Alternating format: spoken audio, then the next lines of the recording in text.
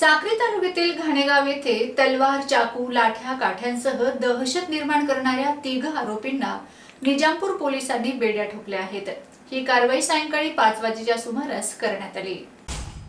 Nizampur police station हद्दीतील घाणेगाव गावात दिनांक 9 डिसेंबर रोजी सायंकाळी 5 वाजेच्या सुमारास काही इसम हे तलवार, चाकू, लाठ्या, काठ्यांसह गावात तसेच परिसरात शांतता भंग करून दहशत निर्माण करीत आहेत अशी बातमी मिळाल्याने प्रतिबंधात्मक आदेश जारी केलेले आहेत। त्या अनुषंगाने सहाय्यक पोलीस निरीक्षक मयूर भांबरे साहेब यांनी police head constable R U More, police constable Gautam Hire, police constable Sagar Kangane अशांना सदर घटनास्थळी तात्काळ रवाना केलंय।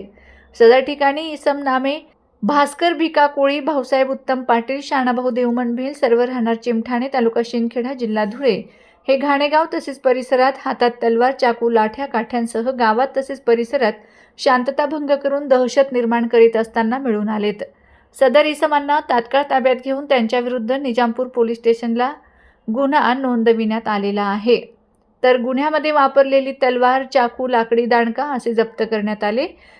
पोलिसांनी दहशत निर्माण करणाऱ्या आरोपींना ताब्यात घेतल्याने त्यांची झोप उडाली आहे।